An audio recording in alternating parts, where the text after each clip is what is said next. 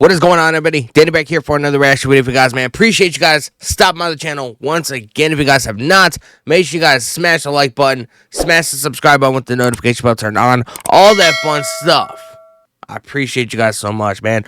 Road to 1,200 subscribers and counting. Help me get there, man. I would love to get there by SummerSlam or by Clash of the Castle. One of the two. So make sure you guys keep subscribing if you guys like the content, if you guys like the streams, all that fun stuff. Today we're going to be checking out a video by Tap Out Corner, man. It came out yesterday, and it's 10 former WWE wrestlers wasted in AEW. Now, if you guys watch anything by the content, if you guys watch any of my streams, if you guys know anything about me, I watch both WWE and AEW on a very, very, very weekly basis. I do it here live on the channel.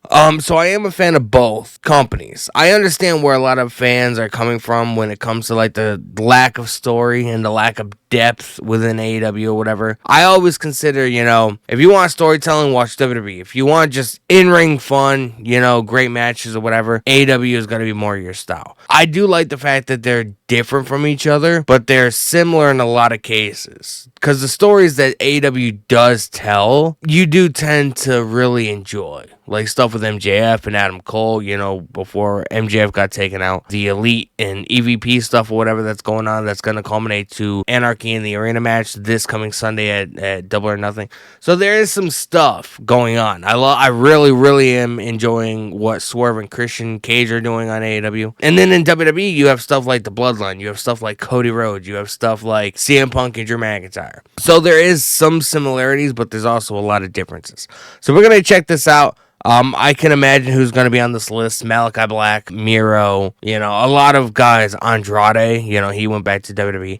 There's a lot of guys that were, sort of at one time a big deal in WWE. They went to AEW and they just, they get taken off of TV for months on end and with no real reason as to why. So anyway, if you guys like videos like this, you already know what to do. I've said it before. Make sure you guys smash the like button and subscribe.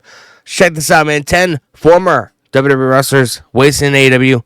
Original link will be in the description if you guys would like to watch without my commentary. Pull the video up and get into it. Ever since the company was founded in 2019, AEW has proven to be a true alternative for wrestling fans and wrestlers. The company has been the biggest competitor for WWE since WCW. You know who I feel was thriving just like AEW? The Monday Night Wars, we've seen a lot of former WWE wrestlers join That AEW. dude is so talented and so underutilized, it's insane.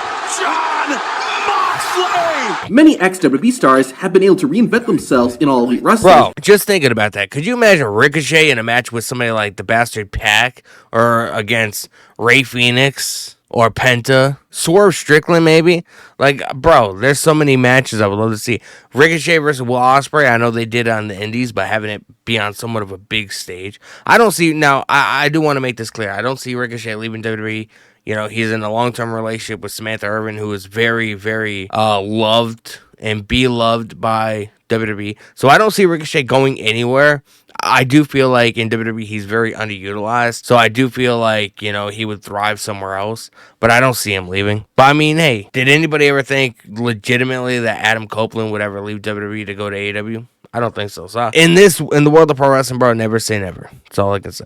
More success than they did in WWE. However, the wrestlers in this video have not. For starters, number 10, Buddy Murphy. Debuting in NXT in late 2013, Buddy Murphy was mainly used as a tag team wrestler for his first few years in WWE, but he did see some success during that time. Alongside his partner, Wesley Blake, the duo won the NXT tag team titles, where Matthews made history by becoming the first Australian to hold gold in WWE. He also got engaged to Alexa Bliss, which, while not a championship, is still a big win in my book. From there, Buddy moved to the Cruiserweight division, and, in a career highlight, he won the Cruiserweight title in front of 70,000 fans in his home country at Super Showdown 2018. Things got even better for Murphy as he joined forces with Seth Rollins, and the two captured the Raw Tag Team titles. Bro, another memorable run for Buddy Murphy on the main roster was his feud with Rey Mysterio, which featured a love storyline with Rey's daughter, Aaliyah.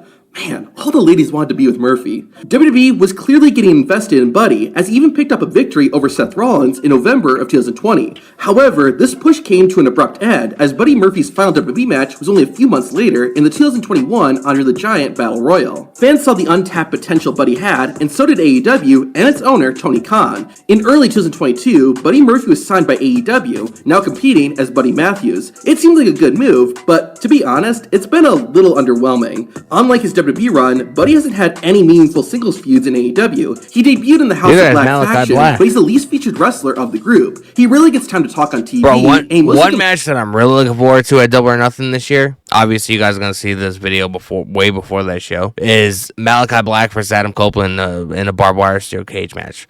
Bro, that we're gonna be watching it here live on the channel. That match is gonna be fucking brutal. And if you guys want to see me lose my fucking mind, you're going to want to subscribe and tune in on Sunday. Shit's going to be nuts. Competes in the Trios division. Even though the House of Black did win the World's Trios title and had a nice run with the belts, Buddy just hasn't had the chance to stand out like he did. My money is on Malachi Black. With Matthews' real-life fiance, Rhea Ripley, currently one of the top stars in WWE, it's not too hard to imagine that he'll make the jump back to his former company as soon as he's able to.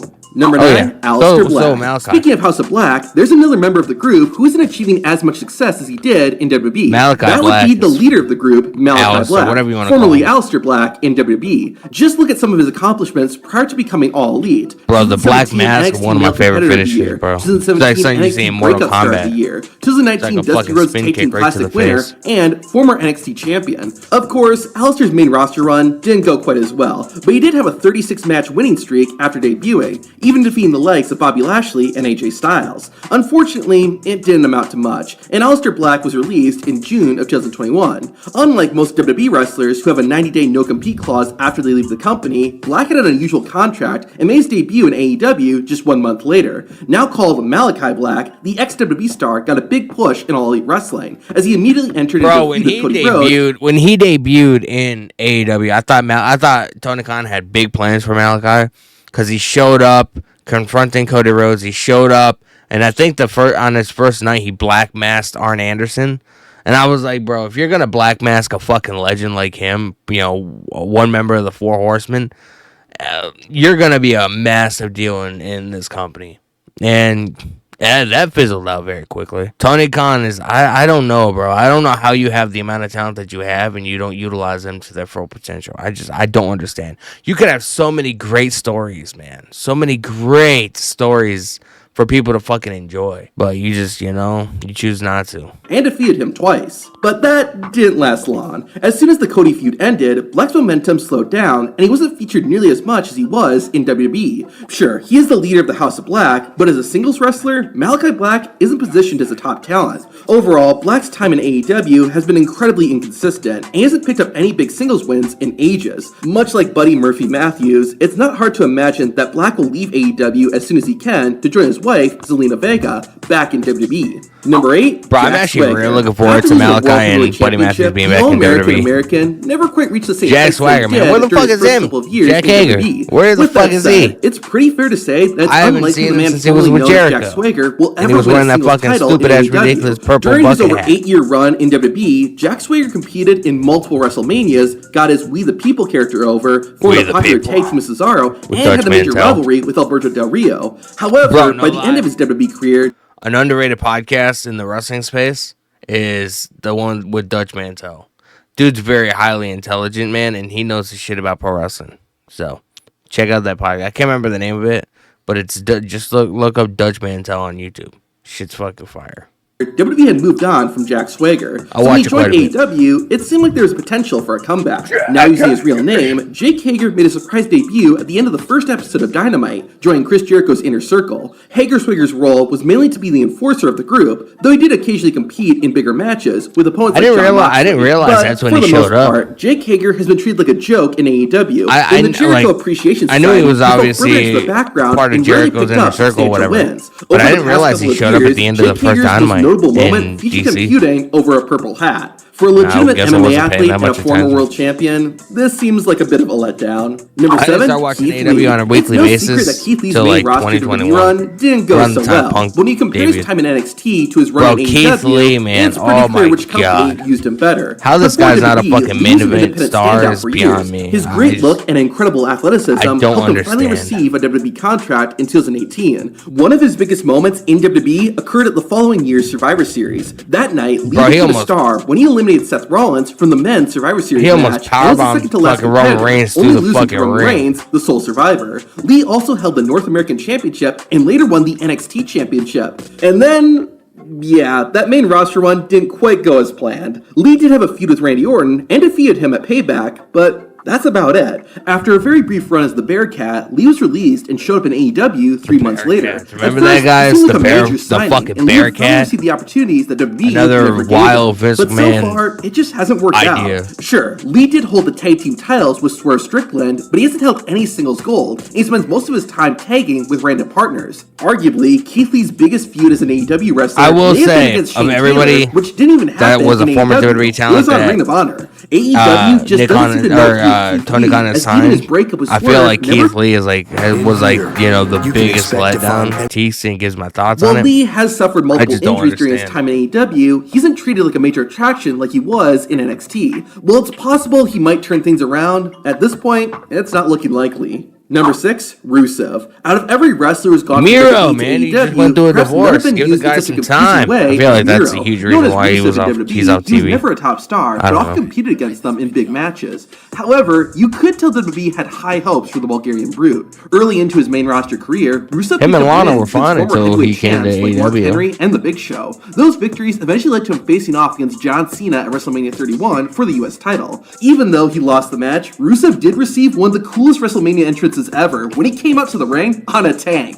With that said, it's also fair to say that Rusev wasn't always used well in WWE. Most fans probably want to forget the over-the-top love storyline with Lana, Dolph Ziggler, and Summer Rae, or another weird romance story where Lana was having an affair with Bobby Lashley. Those weren't great, but Miro was Rusev was a featured man. wrestler on TV. Plus, you can't overlook the Rusev Day character. After being let go from WWE, Rusev changed his name to Miro and debuted in AEW. While fans were excited to see him become All Elite, Miro was strangely teamed up with Kip Sabian as the best man. It was a bit of an odd pairing, as Sabian wasn't a big star, and Miro, who was a star in WWE, kind of felt like his sidekick. Then, after a few months, the team went their separate ways. It turned out to be beneficial though, as Miro then won the TNT Championship. Following this, it seemed like he would finally become the main event star fans thought the former Rusev would be in WWE. But, after he lost the title to Sammy Guevara, Miro hasn't done much of anything. In fact, no joke, besides Christian Cage, he was the best TNT champion.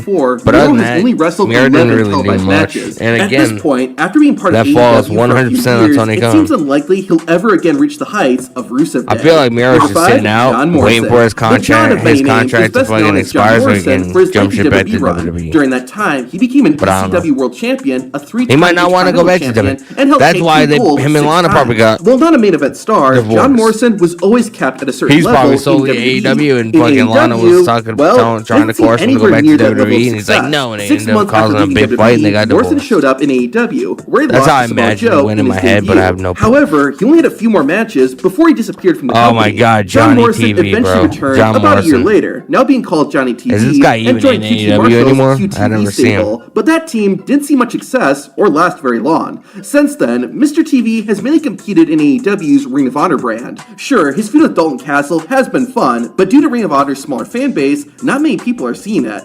As I said, Johnny TV Morrison was not a main event star in WWE, but was used regularly. But I know they have, he has like a web show on the fucking YouTube doesn't seem like channel. his position to ever have another major run.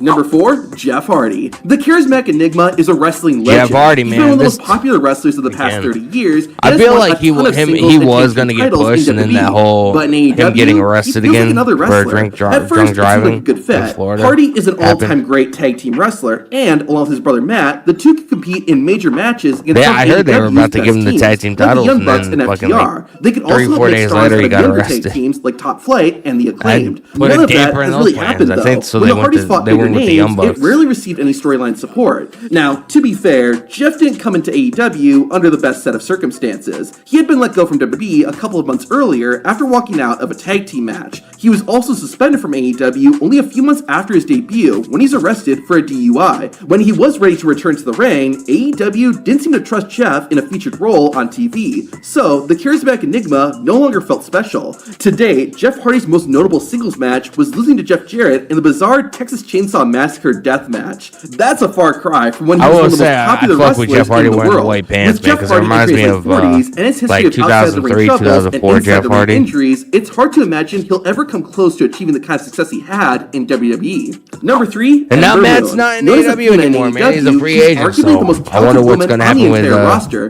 But the Jeff. problem is, just like with Johnny Athena, TV, bro. Athena's not competing on the main This roster chick could be a in main AEW. event She's star stuck again. in Ring of Honor. After being Tony let go by Khan WWE failed in the her. summer of 2022, the former NXT Women's Champion was signed by AEW. At first, it seemed like a great move. After her debut, Athena was picking up a series of wins on TV. This led to a TBS Championship match against Jade Cargill at All Out. Unfortunately, Athena came up short and has rarely appeared on TV since. Following this, most of her matches have been on smaller shows like Dark and Ring of Honor. Yes, Athena is the longest reigning ROH Women's World Champion, but to be fair, only 4 women have ever held that title. This is nowhere near where she was positioned in NXT, where she was delivering standout matches at takeover events against Asuka and Shayna Baszler. Number 2, Paige. It's incredible that Paige is competing in a wrestling ring after what happened in December 2017. During a non-televised WWE show, the anti-diva suffered a devastating neck injury and was forced into retirement at just 25 years old. It seemed highly unlikely that we would ever see her compete again. Even though her time as an active wrestler in WWE was cut short, Paige still accomplished a lot. For starters, she was a key figure in the women's revolution. Additionally, she created an incredible moment when she won the Divas Championship against AJ Lee in her first match on the main roster.